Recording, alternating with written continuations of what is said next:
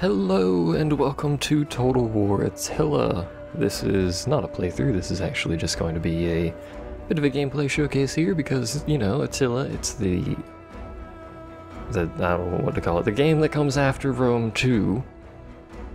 I think its equivalent is it Barbarian Invasion for Rome 1?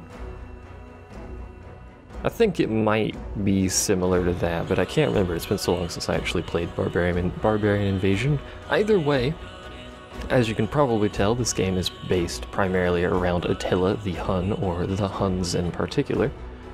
A lot of you will be thinking, well, Rome 2 is garbage, why should I get this? And you're not wrong. Rome 2 is garbage, was garbage, still is garbage.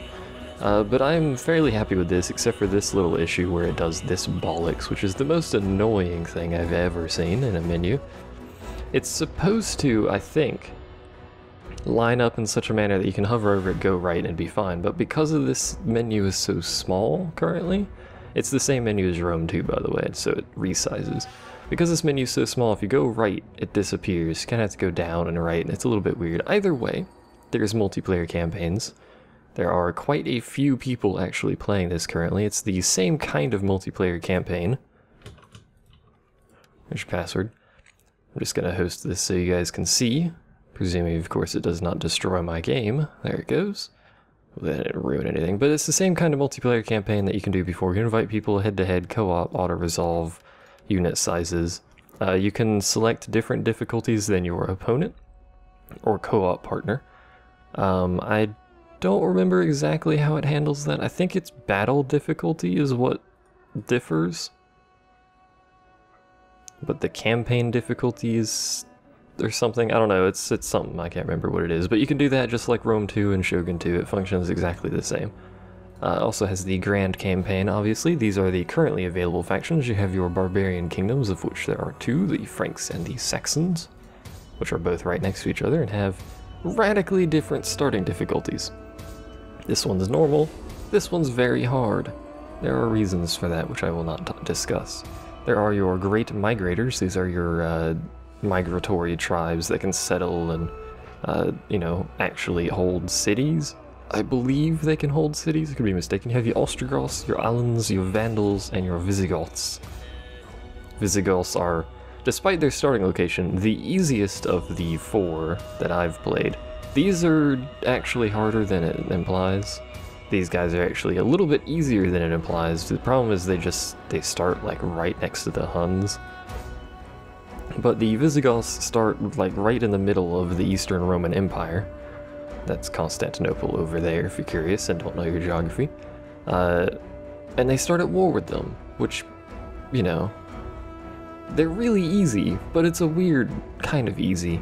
But anyway, they all have their different buffs and bonuses and stuff. Each faction has their own traits. The cultures have all the same traits, obviously. So you got your barbarian cultures, your great migrators cultures. I almost said great kingdoms. The Huns are the only currently available nomadic tribe. They have 3 armies, and they are actually a quite difficult start. They are the 4th most powerful faction at the start of the game, and they usually maintain that very well. They also have Scourge of God, which is the greatest cultural trait as far as I care.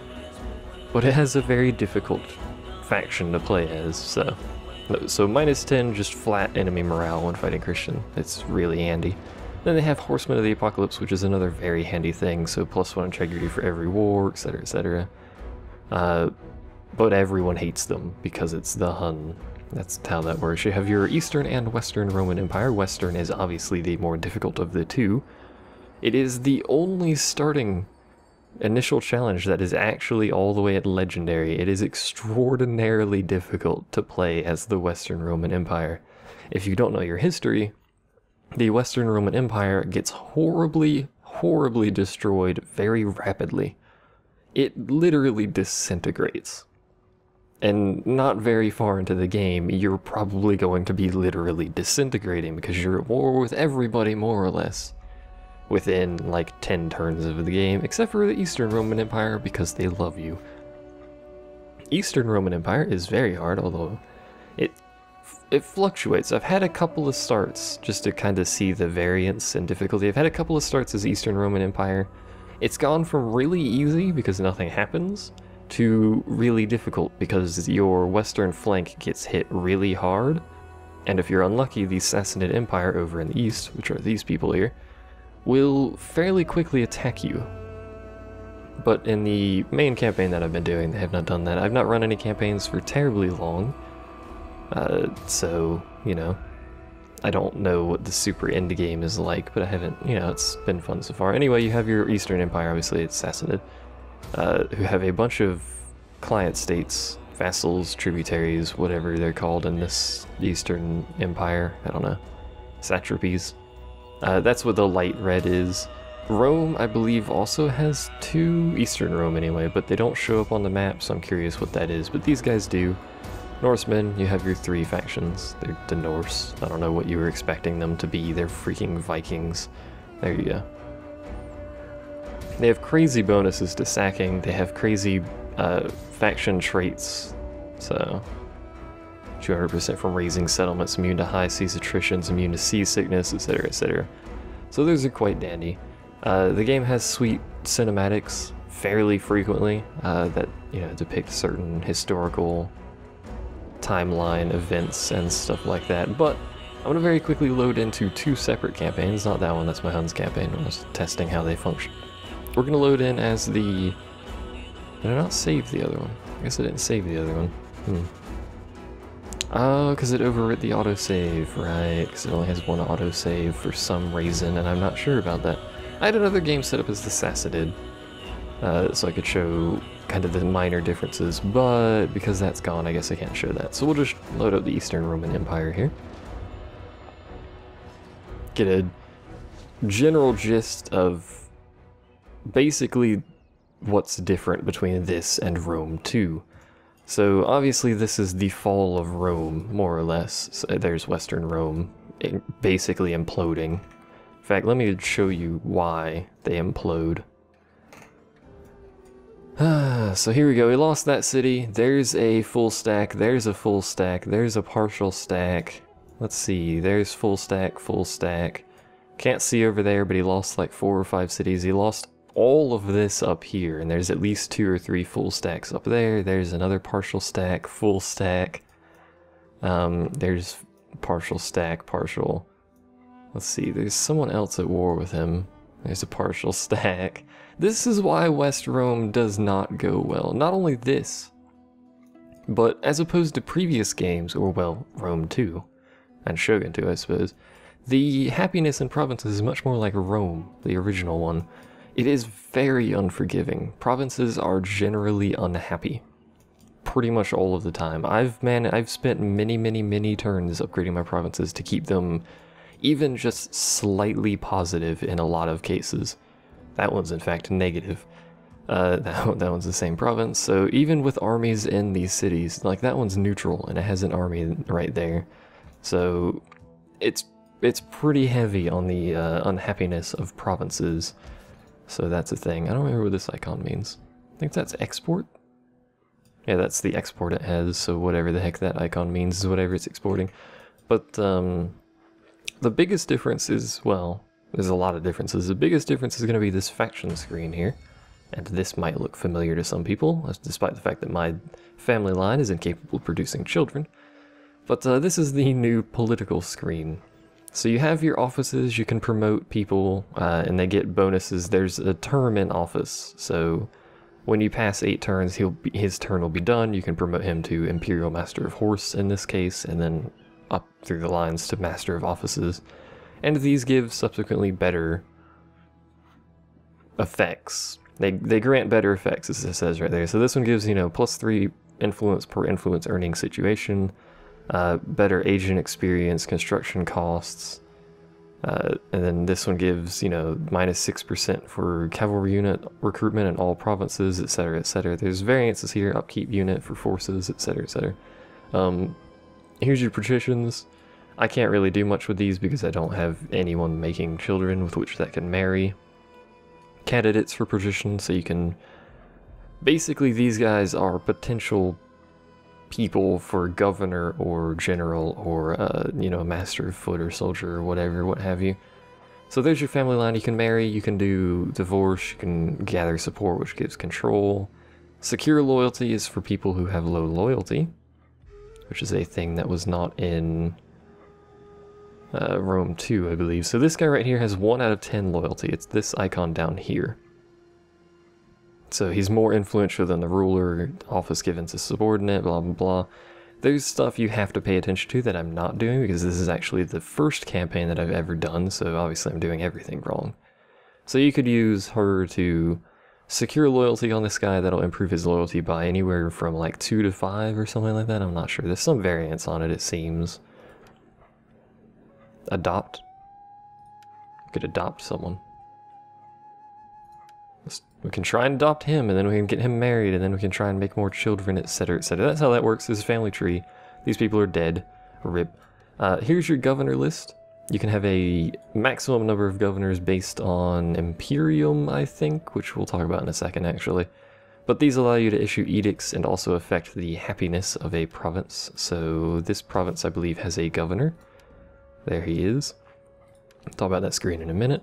So he'll affect, you know, happiness. You can give edicts there, which give a region-wide effect. So morale training gives extra morale for recruits, extra Greek Christianity. I believe we got some food. Yeah, food production. This is your summary screen. It's a summary screen. If a religion is higher than your current one, I don't know how much higher it has to be. For instance, if Greek Roman paganism were actually higher than Greek Christian, we can click this convert button.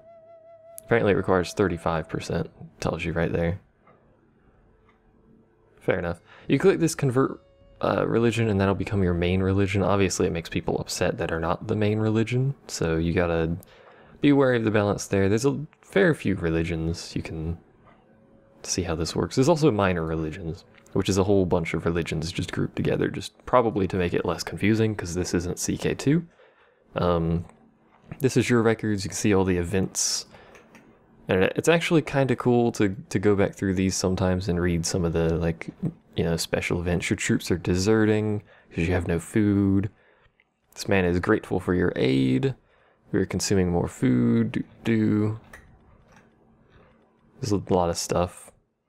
Some dude from the Huns was trespassing. You confront the conspirators directly, etc., etc. You can change the event types. There's a whole list of things you could disable and enable. So I can remove stuff like, where is it at? Faction world, military. So I can remove all this military stuff, and you can see disease spreads, and then, you know, we don't want the provincial activity, so trait gained. People have traits like before. So if we can go to a dude, that's not what I meant to do, I actually meant to do it a different way, but we'll do it this way. You can go to a dude, he's got traits. He's stupid, apparently. Poor guy, he's in the family, he's got less cunning, second wind is his ability. He's keen though. You can also give him household things. I believe this is a Shogun 2 thing that Rome 2 didn't have for whatever reason. So we can give him some loaded dice, which will give hostile agent evasion chance plus 10. So he'll have a higher chance of evading enemies. There is a skill tree, as can be seen here. As your general fights, they increase in rank, they get more skill points. You can give them skills, that's how it works. Effects summary is all of his traits and, you know, items and skills and all of that added together, so you can see all this stuff like that. You can also do that button to go to the family tree, but you can also review the force details. You can decimate people to improve integrity. Integrity is, let's hover over this so it says it, affects, blarg, that's not what I meant to be, affects morale, so that's not good. It can lead the army to revolt if it's low enough. Also believe it lowers general stats like attack and all of that. So that's a thing. There's going to be a lot of talking and not a lot of fighting until the end of this video, by the way, if you're just looking for fighting. So that's all of that screen. We'll go ahead and go over the province details screen, because there's a lot of stuff on here. So this is a thing that was completely stripped from Rome 2 for seemingly no apparent reason. If you've played Rome, a lot of this is going to make a lot of sense to you. So here's your governor slot. We don't have a governor here. If you had a governor, you could issue an edict and it would be here. Here's your security. This is as it says there, security against specific agents. So authoritarian agents, cunning agents, and zealous agents. Here's your religion list and all of the things affecting them. Also the speed at which they're changing. So public order is affected by buildings, taxes, religion. If you have lots of extra food, it'll have a positive effect. Political situation, I believe, is something I didn't talk about real quick. We'll show that. So this thing up here. So this is basically a balancing act between absolute power and impotent power, which is no power. And it's based on dominion and control. The further this way you go, the less public order you get, and the higher tax rate and integrity get. The further you go in this way, the less tax rate and integrity, the higher public order, the higher growth, but you lose loyalty. So you'll start having generals fleeing. Generally, you want to be somewhere in these middle 3, preferably the middle 1. You lose a little bit of tax rate, but you gain a lot of loyalty, so it helps out there. But anyway, go back to this screen.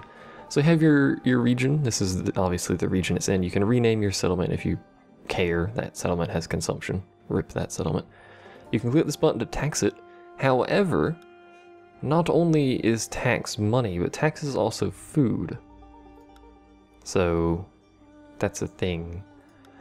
This really helps if you have public order, or if you have an overall negative, and this is going to sound weird, I'm aware, but if you have an overall negative food counter, you can untax this province, and then it'll act as basically a neutral province. You know, it's a bit weird, it doesn't really make any sense. You can untax the province, slap an army in there, they won't suffer attrition. Stuff like that. You can also just untax the province to make them happier if you so desired. Also lowers corruption to 0. Yay. Corruption just affects how much bollocks you get out of it and how happy people are. Here's your objective list. It has these are chapters and bonus objectives that you can do for the chapters. So for this chapter we have to survive until spring 420, which is a long time. And we can do any of these bonus objectives if we so desire. The grand objectives, here's the first one. Survive until 425, meet all these other requirements, don't die. You have a military and cultural victory further than that if you feel like playing longer. Obviously cultural is lots of research, construct certain buildings, etc. This is kill people. And then you have a divine triumph, which is survive to the end of the game, give or take. I think it's the end of the game, which is 450. Doesn't sound like much, but it is, trust me. And control like half of the world, basically, and construct all the buildings, make billions of dollars, and research all of the technologies. If you feel like doing that, here's your trade and finance. It hasn't changed from Rome 2, I don't think. Or basically many other ones, if you feel like looking at that. Here's the tech tree, which has changed from Rome 2 to a more Shogun 2 style. So it's got both of the branches shown. You can see how they all move down the line. You can see, you know, here's all of the stuff we have and things. But they all end on kind of an ultimate thing, the Imperial Palace for the Byzantine state here. Or, well, the eventual Byzantine Empire. Militarized society for that, which gives you a ton of extremely good units. These are extraordinarily expensive units. But you can see as you go through your research stuff, you get bonuses for researching everything in a category. For instance, we have +2 integrity from researching everything there. That's the tech tree, makes sense. Diplomacy is very similar looking to Rome 2, however they've added a few things, including strength ranking, so we're second most powerful faction in the world. Somehow Western Rome is still number 1, I'm not really sure how. I think because all their armies are in Italy, doing nothing. But they've added that, they've added the number of regions, and obviously the balance of power thing is here, so you can see how the power is balanced between you and whoever is in that list, like these dudes. Obviously not as strong as me. Or the Sassanid Empire. Wherever they are, there they are, we're slightly stronger than them. But bear in mind, they have a lot of vassals over yonder, which make it a bit more difficult. But, you know, it's more or less the same. The AI for diplomacy seems to be a bit better than Rome 2's, but not by months. I mean, they still refuse to take things that they probably should take, like a trade agreement that they probably should take. They won't take it if they don't like you, at least somewhat, so apparently they're deteriorating. But they're much more aggressive. They don't just kind of sit around and twiddle their thumbs all the time. Sometimes they do, sometimes they're not necessarily as aggressive as they should be. But you can see from Western Rome, the AI will willingly take advantage of someone. No more will you see, you know, AI factions just kind of chilling or just warring with 1v1 or something like that. If someone's getting screwed over and an AI sees an opportunity to expand themselves, they will do it. Rapidly, in fact, they will do it. So you can see West Rome's getting horribly mauled by everyone. I'm kind of relaxing. I'm at war with the people West Rome are at war with because West Rome is my ally, and that's how that works. I could have broken the alliance and went to war with West Rome, but I don't think that's a good idea.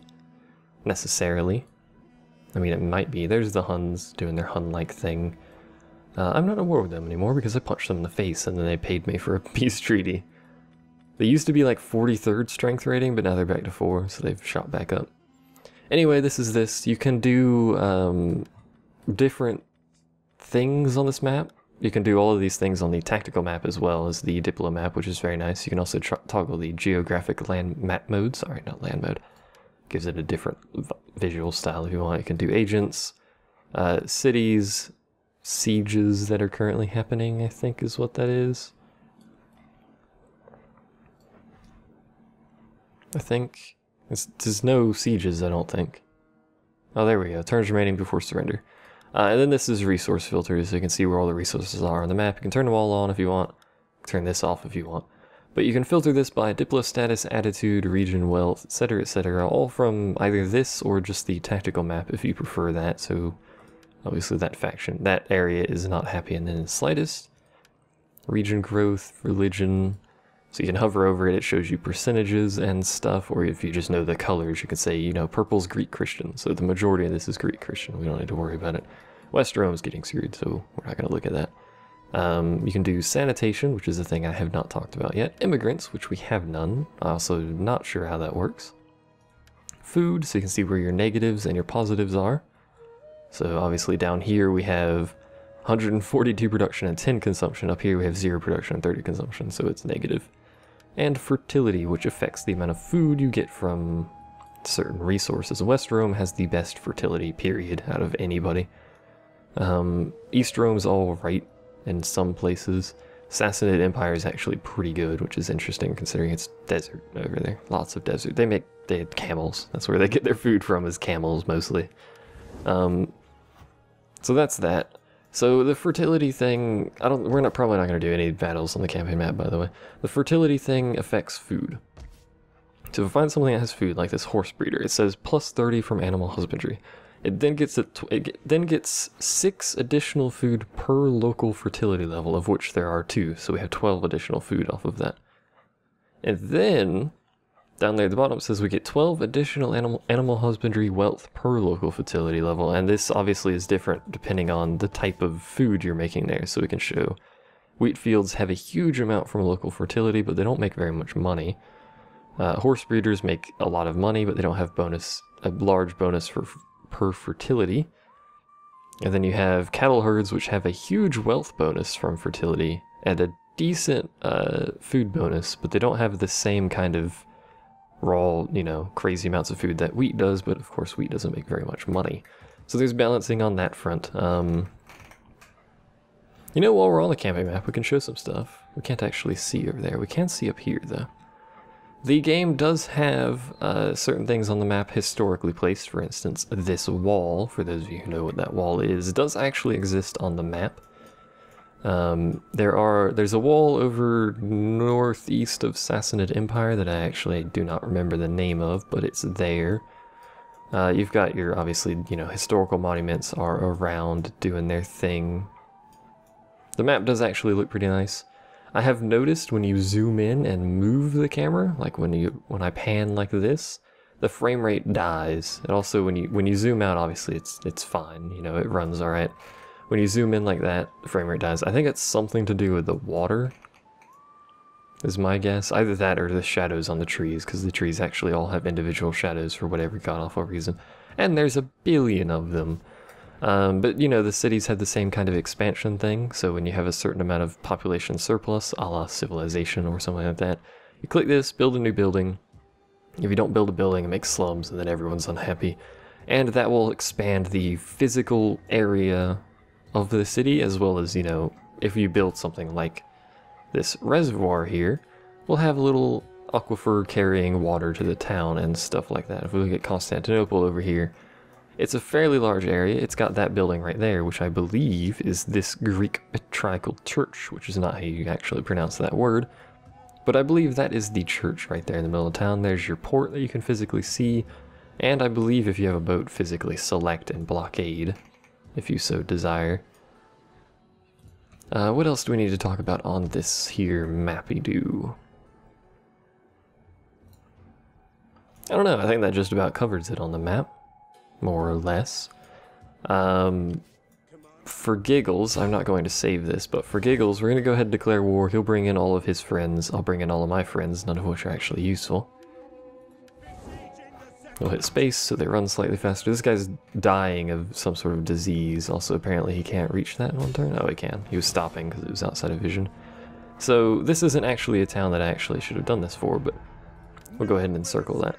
When you siege a large town, like this one, which is actually one I probably should have sieged, but when you siege a large town, you cannot immediately assault it unless you have siege equipment in your army. This is a thing that, you know, in Rome too, you started with ladders. So you run up to the place, attack it, siege it, you start magically with 4 ladders like you carried them over there, and then you can take it in that turn. That no longer seems to be the case. You have to take at least a turn, often many turns, to produce a... to produce something.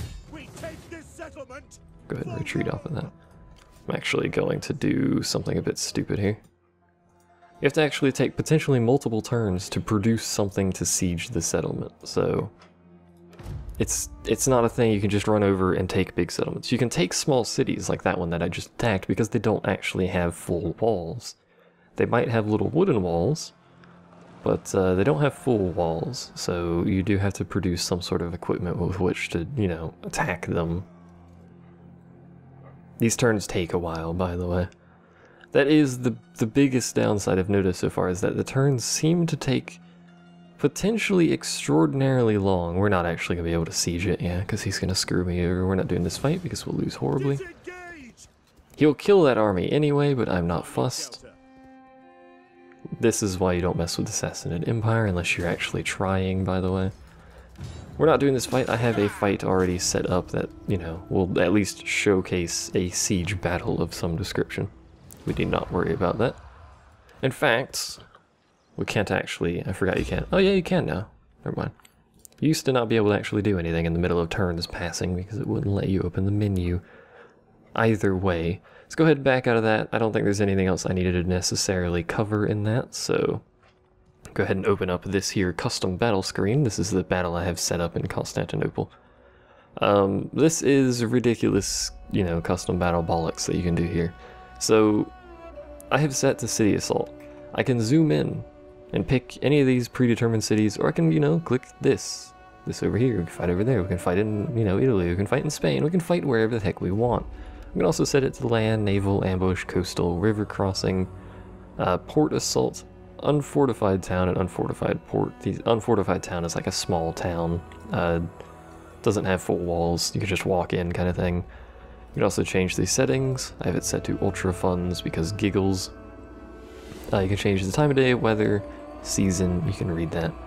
Large armies means you can have 40 instead of 20, as if you had 2 armies in the fight rather than 1. Unit info. There you go. There's your unit info. I've randomized these armies. I've not created these armies myself, so I don't know the quality of these units. I just hit the random button. You can customize the, well, X and Y if you feel like it, you know, but whatever. You can customize the escalation level. This is the amount of damage the town has sustained prior to the battle or in prior battles to this one, as well as the settlement size. This is the upgrade size of the city. So small Constantinople, in a second here, is that. And large Constantinople is more or less that with a second wall. For reasons, I don't know why it has a second wall, but it does. So you can change equipment.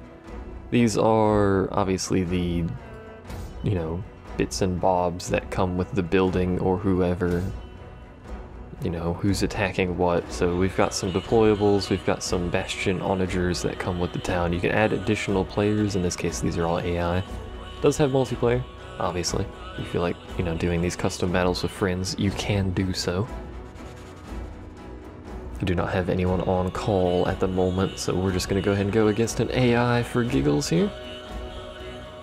The load times, I don't know if the load times are worse or better than Rome 2. Rome 2's load times are awful. These are not good either. I don't know if they're worse though. So, you know, whatever. You can see how long they load. Do bear in mind that I am recording during this, so it does slow it down ever so slightly, but not very much.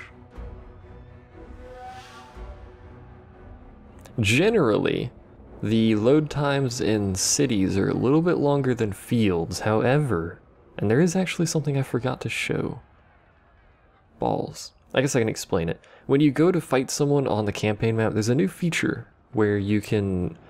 The game generates, if you don't know how Total War works, which I don't know why you'd be watching this video if you don't, but the game generates a battlefield out in the field based on where you are in the surroundings. So if there's mountains nearby, there'll be mountains in the battlefield. That's how it works. Now previously, you just kind of had to estimate, you know, what the battle would more or less look like based on your surroundings. So it'd be hilly, or it'd be flat, or there'd be forest, or whatever. That'd be the best you could get. There is now a button when you engage someone in combat, before you actually dedicate yourself to the fight, there's a button that you can push, which will generate the terrain and show a little height map for you. So you can see what the terrain is like, you know, if it's super hilly, you can see if there's a lot of forest down the middle of the map that you can use to cover yourself or whatever, or where if you're defending, where you can position yourself on a hill before you even get into battle and make like a plan or whatever. So kind of cool feature. Didn't show it, should have, but you know, it's sweet and whatnot. So whenever the game feels like loading, I will point out that people have mentioned crashes, and I have had crashes. However, none of them are as Eastern Roman Empire. So it seems like something's up with some of the factions or something. I was playing Assassinate and it would crash every, I don't know, 15, 20 turns. I have no idea what's causing it. It would crash, I think it crashed at the start of the turn, I can't remember. The plus side is that the game autosaves when you click end turn, so you don't technically lose anything except for some time, or if you're recording, time, I guess, and it might screw up your recording. I don't think it does, because when a game crashes, generally recording software just stops. But anyway, that's irrelevant for most of you people. I don't know if that map is ever going to load.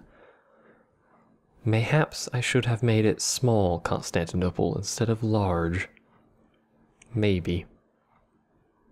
Or maybe just used a different city like Rome, because Constantinople's freaking ridiculous to load.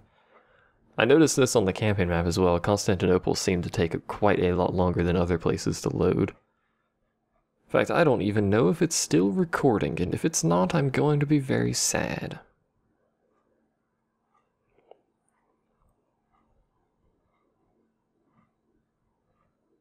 In fact, I don't even know if it's still loading.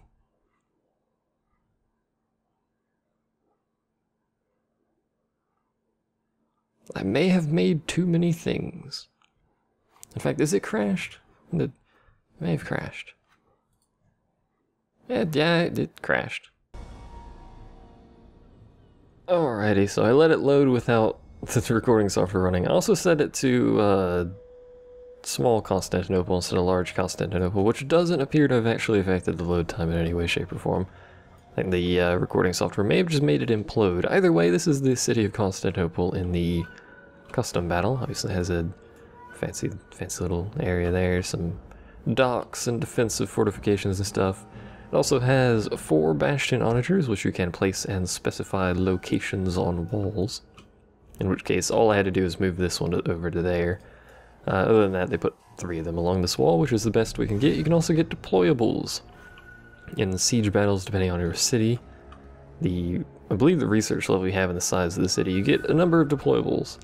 In this case, we have a bunch of stakes and spike traps and sharp stone beds and caltrops and stuff, which I've placed around in front of these walls and behind this gate and stuff over here. You also get a barricade, which is a little shoddy thing that you can use to block a pathway. In this case, I've actually put it there. It's facing the wrong way, but it doesn't matter. I was actually using it to protect these onagers in case of emergency, because those onagers obviously do not want to be in combat, so I have those protected. Anyway, this is our battle. We'll go ahead and start the battle, and these guys will go ahead and start their assault. In this case, they have decided to do what? Fire the onagers, which I suppose makes more sense than using the towers, now that I'm looking at this. In fact, I feel like maybe we shouldn't have been on the walls at all, if I'm going to be honest here.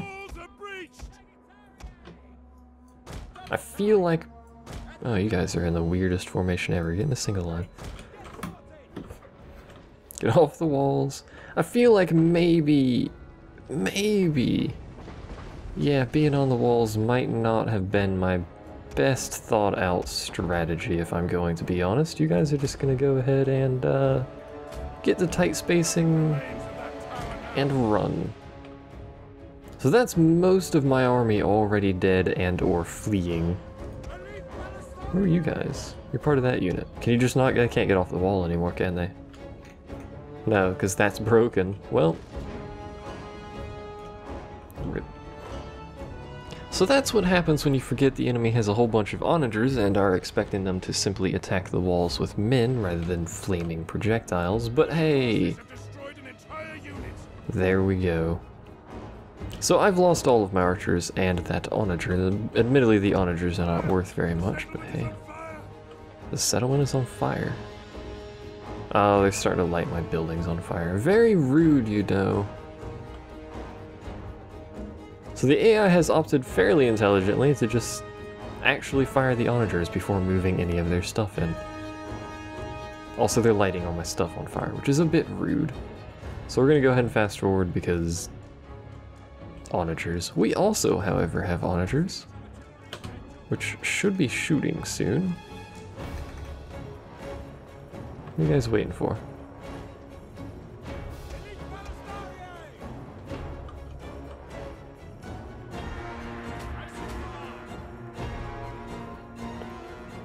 Fire at will? They should be in range. Yeah, they are in range. They're just not shooting for some reason. How would I tell them to shoot for now? All units have abilities, or at least most units have abilities, like before. So my onagers are shooting now. Admittedly, I wanted them to do that before, but hey, whatever. Baby steps. Are you guys firing? Or can you not fire? May not be able to fire at that angle. I don't want to shoot my own buildings, that's just being stupid. Shoot at those. For me, my friend. If you can. If you would be so kind as to do so.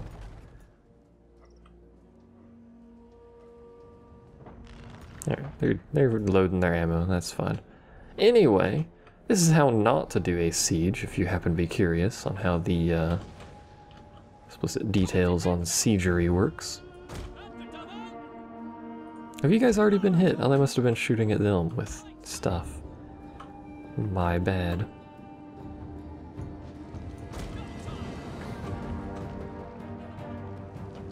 Let's go ahead and get our guys up on the wall here because Constantinople is apparently falling.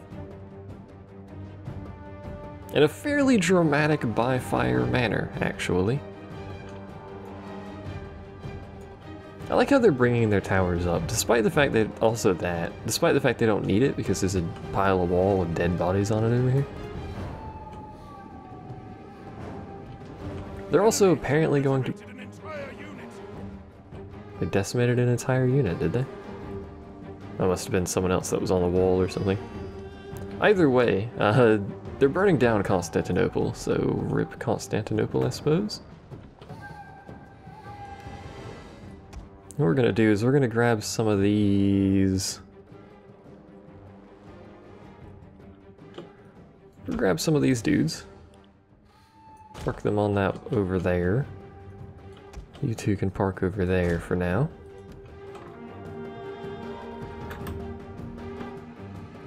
I've not talked about any of the new UI in the battle, by the way. I should have mentioned that. They've changed a few things. The green bar is health, the blue bar is ammo. You can more or less make that out. This is how quickly they're moving. Those guys are running. This is their experience. So those guys have 2 chevrons of bronze, so they're level 2 units. The biggest changes are the fact that you don't need to actually hover over units to see useful information. I can hold space and see these guys are happy and they're not tired. So these are extraordinarily nice changes. I don't need to do anything to actually see how a unit is behaving. How is my general dead? Or did I have two generals? I may have had two generals because this guy's just chilling over here. Unless their general is dead. Have I killed their general? I may have. I've injured his unit, and you can get unlucky with that. What else do you guys have? Steady. Fair enough. You guys are pikes, so you can make a pike wall, and that's about all you can do. I could have these guys firing explosive round, actually, is what I should be doing. It may be too late for them to still be effective. Alright, well, there goes that wall. As well as a bunch of people behind that wall. So this is why you don't mess with people who have onagers, by the way. Because they will fire their onagers at your face. So get everyone in defensive Tetsudos, which don't really help against onagers, but we'll do it anyway. Can't even tell you guys to do anything until I get over. There we go. The enemy is upon us! They're at the walls! The enemy is upon us, apparently. So they're actually being sneaky. They're gonna actually hit my onagers. Admittedly, though, the onagers are not terribly useful at this point. I'm gonna lose this fight horribly, but this is, you know, this is what battle looks like in this game. Mostly onagers. Probably could have done with giving them slightly fewer onagers than the random army composition has done. We did burn down a few of their onagers. Not that it helped, but I did. I think I'm firing explosive ammunition into my own dudes at this point. Fair enough. Oh well. We lost this the instant I forgot they had onagers. That was basically GG, the end right there.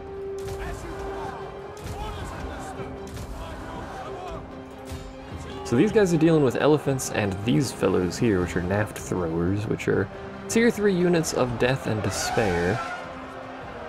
You don't mess with naft throwers, they throw nafts, which kill people like nobody's business.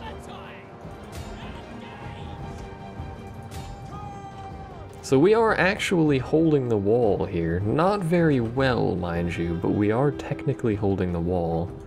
Now what I want is I want my melee cavalry, which is the 3 on the left, I think. And my general, technically, but I don't know if I want my general over there. We'll try and hide my general off in the corner over here, so he can provide some form of bonus. And what I need is I need to get my cavalry. They're probably not going to path the way I want them to. Need to get my cavalry out the gate. And then after the melee cavalry will come the shock cavalry, and these guys are skirmishers, so you guys can just sit over there and do your thing. Do that for me, so get in position a little bit faster so I can use his precision shot on somebody's face. Actually, they can shoot when they move, so I think they can. I think they can. The enemy is attacking our general! The enemy is attacking our general, apparently. If I could get these guys to path through the gateway.